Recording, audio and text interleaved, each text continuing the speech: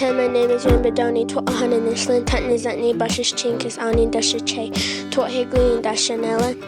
And today I am here with Mr. Stephen Etzity, the Division Director of the Navajo Nation Environmental Protection Agency. So, Mr. Etzity, please tell us a little bit about yourself. Well, Yate, hello everyone. Rhayne, Yate. My name is Stephen Brian Etzity, and I come from the Navajo Nation. I am from the community that is known as Lukajagwe, Arizona, and I am now living here in Coal Mine Canyon, Arizona, near the wonderful town of Tuba City, Arizona, because I'm married in over here. My wife is from here. My wife is, of course, your grandma, and I'm your Che. So, but as far as how we introduce ourselves, like you did, Rhayne, I'm going to introduce myself too. She tohe glini nishle ado ashihe aeda shishe. Those salt people are my fathers, and then Twotsotni, the big water people. They're my Che's, my maternal grandfather, and then Twodich Eatnies. They're my Nullies, my paternal grandparents, my paternal grandfathers, and then of course, as I said, I'm Tohe Glini. That's the water comes together, water flowing together people. So, and I'm 58 years old, and I am the Executive Director for the Navajo Nation's Environmental Protection Agency, which is part of the Navajo Nation tribal government. And I think that's good enough introduction for now. I'd like to ask you a few questions. My first question is, what does your job entail? My job entails talking to a lot of people on a great many number of things. First and foremost, I have my staff, the people that I work with. I have managers. I have staff people, and I have other division directors and executive directors within the Navajo Nation government, and I work with all of them, just depending on what the subject is or the issue. I also work with the president of the Navajo Nation and all of his staff. I work with our elected leaders in the Navajo Nation Council. I have one group of council delegates who are on a committee called the Resources and Development Committee. They help the Navajo Nation Environmental Protection Agency in a lot of different ways, and they're the ones that I work with a lot. I also work with just about every other council delegate in the case that something happens in one of their chapters or where they're from. So, and then there's everybody else out in the world, out in YouTube land. There's the state of Arizona, there's the state of New Mexico, and the state of Utah. They have environmental departments. I get to work with those professional people in those organizations in state government. And then at the federal government level, I work with people who work out of San Francisco, California, in an office called the Environmental Protection Agency Region 9 office. And they work with a lot of people in Washington, D.C. And from time to time, I get to go to Washington, D.C. and work with people in Washington, D.C., including people in the Congress. So, like I said, I work with a lot of different people.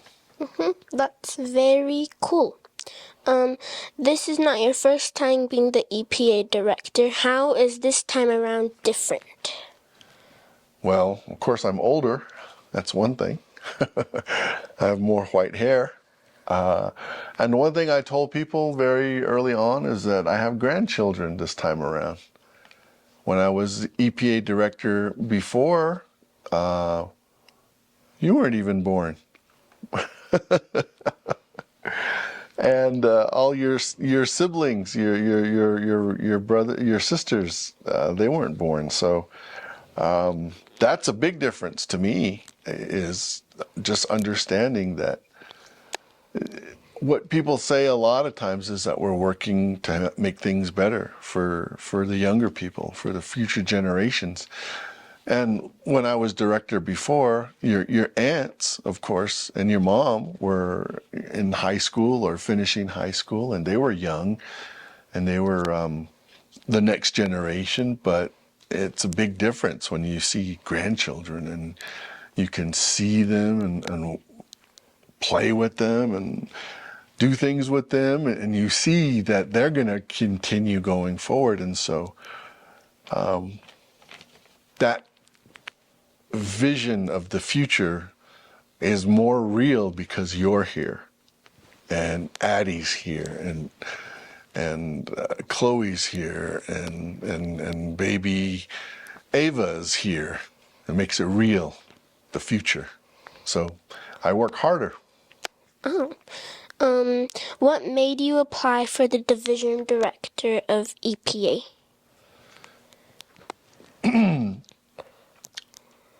I would have to say that ever since I first applied to the job, and this was way back in 2003, I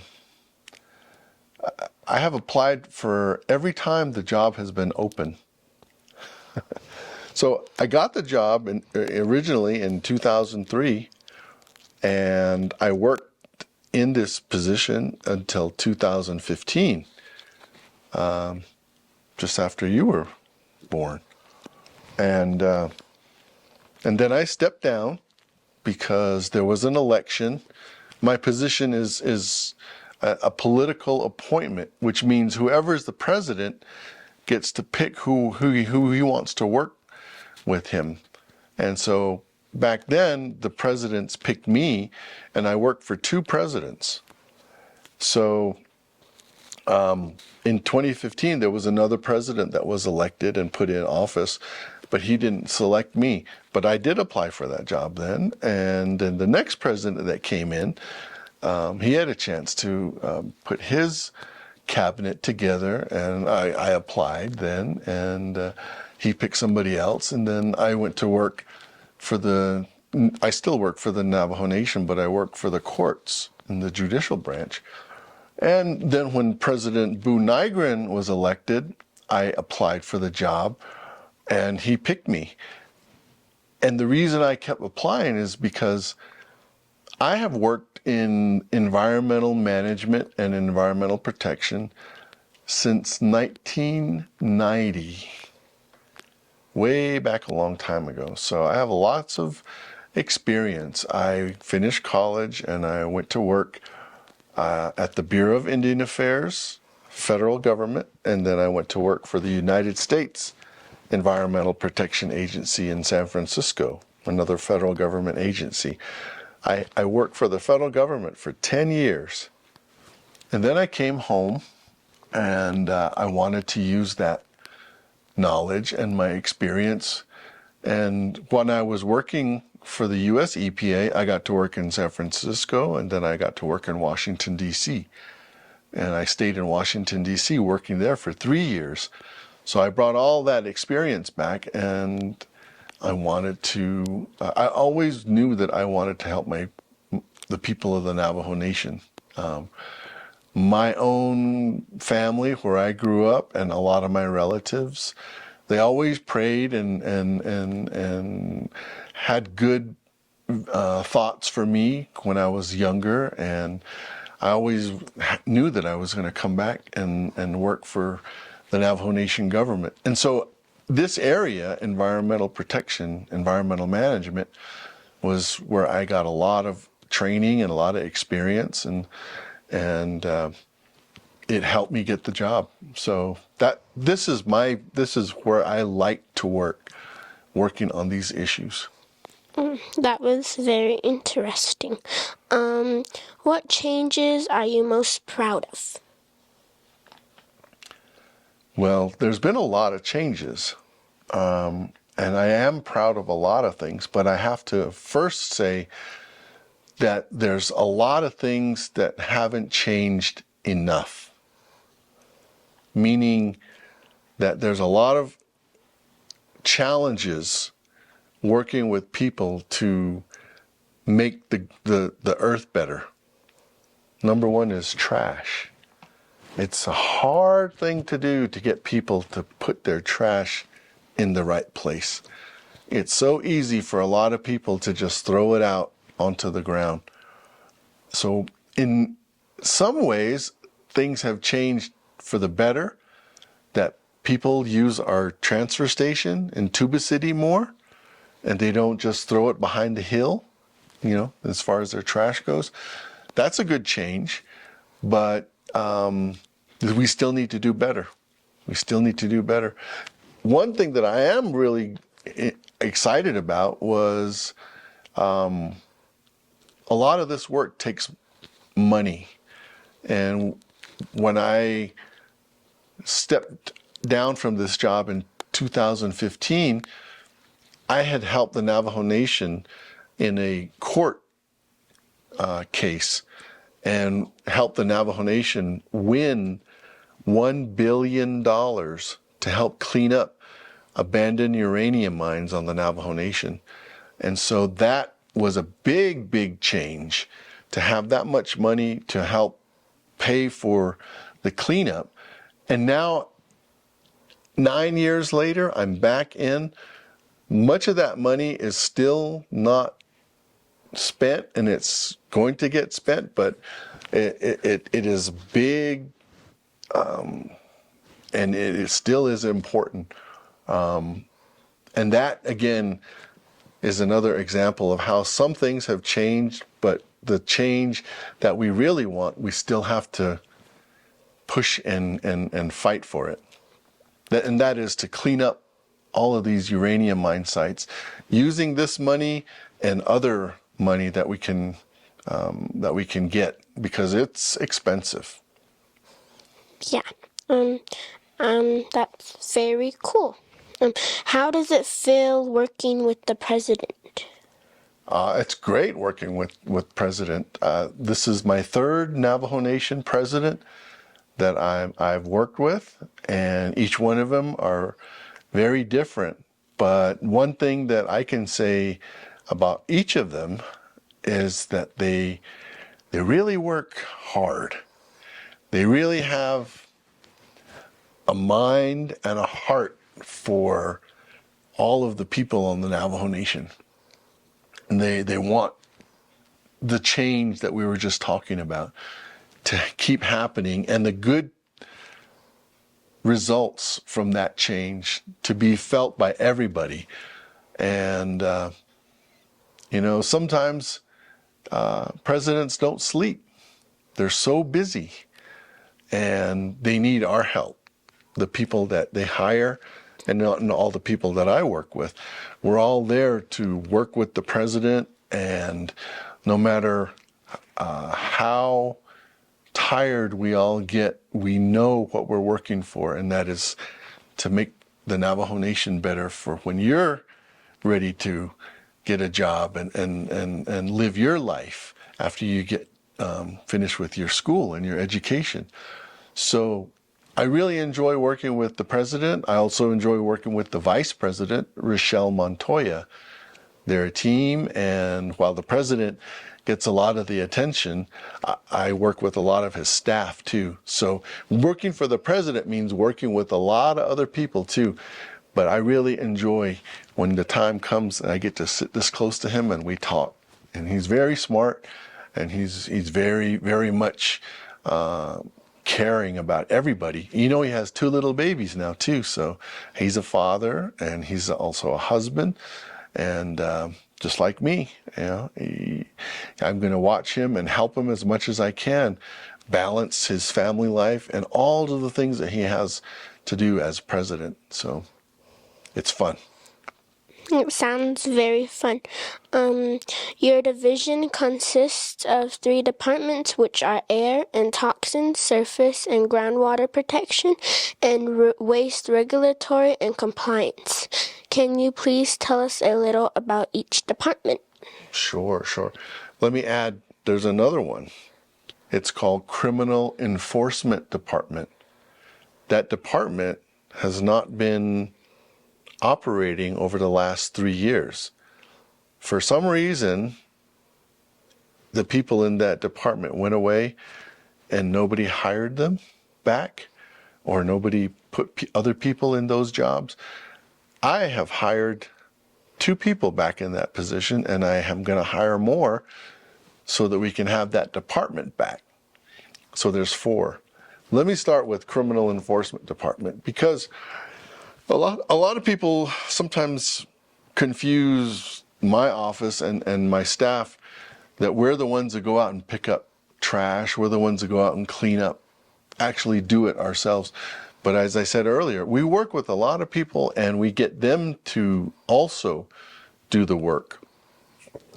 There's also a lot of things happening on the Navajo Nation, just like at your school. There's people in charge that take care of all of the things that make your school work. There's businesses on the Navajo Nation, like when you go to the store and the gas station, and even bigger businesses that take care of a lot of things that we just normally use during the course of our day. A lot of these people create waste, and they also use chemicals, and they also use things that become potentially contaminants, just like use oil. When you take your oil out of your vehicle, it has to be put in the right place. But sometimes people don't always get it right. And when we find out that a business or a school or a person has done something wrong, we can go investigate, we can find them, and we can get them to make corrections, or we can give them a penalty, like a ticket. Like if you're caught speeding, we can give them a ticket for what they did wrong. And when it's a big company, sometimes we have to go to court against them. So my office and my organization is primarily to regulate, to make sure people know the rules and run their operations by the rules. And when they don't, we enforce the laws against them. And that's what it means to be a regulatory agency. So that Criminal Enforcement Office is one of our main offices that spends time and energy going around the reservation, watching out for people that might be breaking the environmental laws, because we have environmental laws here on the Navajo Nation. Our water department, as you said, surface and groundwater protection, they work with all of the waters on the Navajo Nation, from every stream, every river, every pond and lake. All of those are covered by the Navajo Nation's own water quality standards. We have an ability now to use science to test each of those water bodies and to know what's in them. Some of them are very clean, and we want to keep it that way. Some of them have contaminants in them, and we need to make sure that they don't get too contaminated. So all of the rivers and lakes, even some of these washes that only have water in it sometimes, like after it rains, we watch out for those as well. And the main thing is we want to protect when the water goes down into the earth and it becomes what's known as aquifers, where it all comes to rest under the ground, and where people drill down and use it.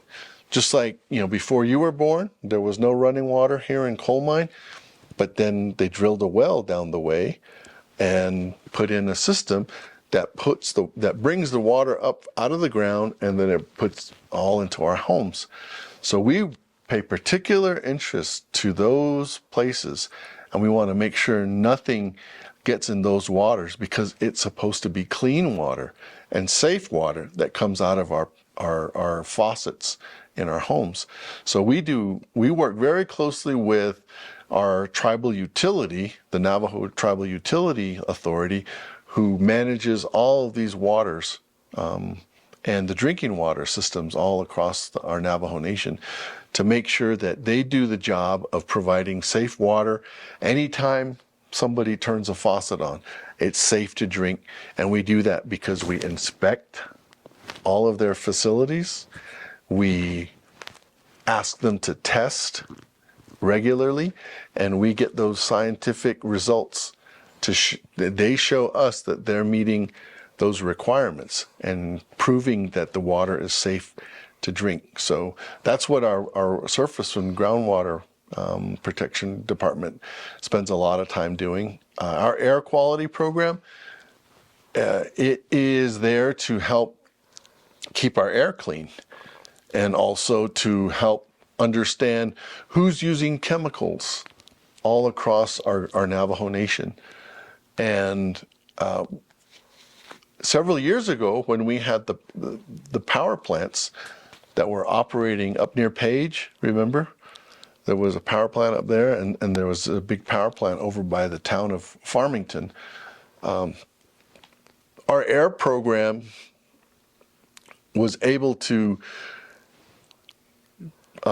work with those power plants to reduce the fumes. They call it emissions. The emissions, the things coming out of their big, huge smokestacks, so that it was less polluting.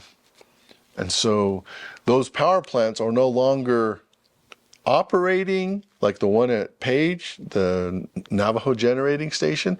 It's no longer there. So, it's no longer polluting. The one over near Farmington is only operating with one unit. It used to be 5 units, but they took 4 of them down. There's only one, and that's less pollution coming out. And so we continue to watch out over that one so that the air stays clean. We also help people understand how to protect themselves against a gas called radon, which can come up out of the ground.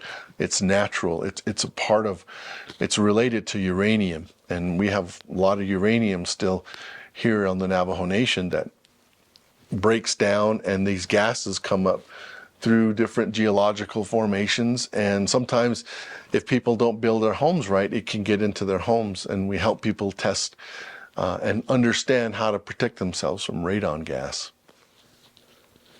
So, Mr. Etsy, what can us kids do today with this trash and pollution? Wow, I always get that question. That's a really good question. As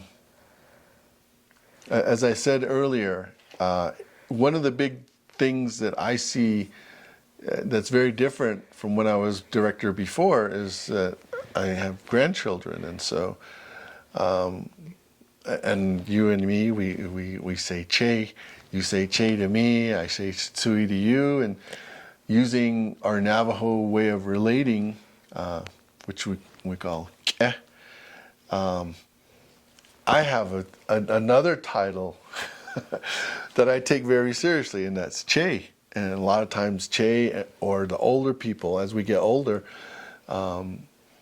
us twi, we have more authority. And what I would tell young people today is we use computers more than anything. We use communication as a great tool, but there are still the basics of making sure that you help your family and all your relatives put the things that need to be put into the right place, like your trash, as you said. Make sure you get it to the transfer station. Don't let it blow out of your vehicles. But the other thing you can do is try and make less trash to begin with. We call that waste minimization. Minimize the amount of trash that you take that needs to go into a landfill, because I think everybody in the United States still creates over 4 pounds of trash a day. That's you and me, just every day. We make 4 pounds of trash every day. If we can make less, that would be great, because you know what happens with that trash? It goes from our house to the transfer station. It gets put in those big bins. The truck comes and picks it up, takes it to Flagstaff, and it puts it into the ground over there in what's called a landfill. And those landfills will fill up. And so we need to make sure that we make less trash. And if we do make trash, that we put it in the right place. So I would just tell people, young people today, keep doing that. Those things that are definitely helpful. But then when I say you guys are using more computers and communication devices, a lot of those things they use newer batteries today, and they use newer metals inside the little parts that make everything so small and compact. It wasn't like that when we were growing up. But all of those little parts, you have to be mindful of where they come from. They come from mines from all over the world. And while it's great to have those things, you really need to make sure that as much of those new things can be recycled. Like the lithium battery in your cellular phone, a lot of those can be recycled now, but it takes a lot of energy to do it too. So you just got to be mindful about how you use all these new toys, that I call them toys. So doesn't matter if it's a real toy or if it's a phone. There's a lot of good things we get from it, but we have to watch out what's really in it and what happens to it when we throw it away. Because what we don't want is some of these things that can be harmful once they get out of the phone and outside of the battery packs. They can get into the ground and they can get into the water, and then that makes a problem for everybody. So as much as you enjoy all your toys, try and make less trash when you enjoy them. When you need to throw away your cell phones, make sure you do it properly. When you come to own a vehicle, I don't know what kind of vehicles are going to be when you get to be driving age, but there's a lot of electric vehicles now too that have the same thing. You got to find out, where to dispose of the batteries. There's always great things coming out, but we always have to watch out for what happens when they break down, or when we need to throw them away or trade them in for the next thing. What happens to that? If the young kids can start thinking more about what happens after I'm finished using a toy or something, that would be a great thing. Just become more smart about what happens with those things. Thank you for giving us the good advice, Mr. At City.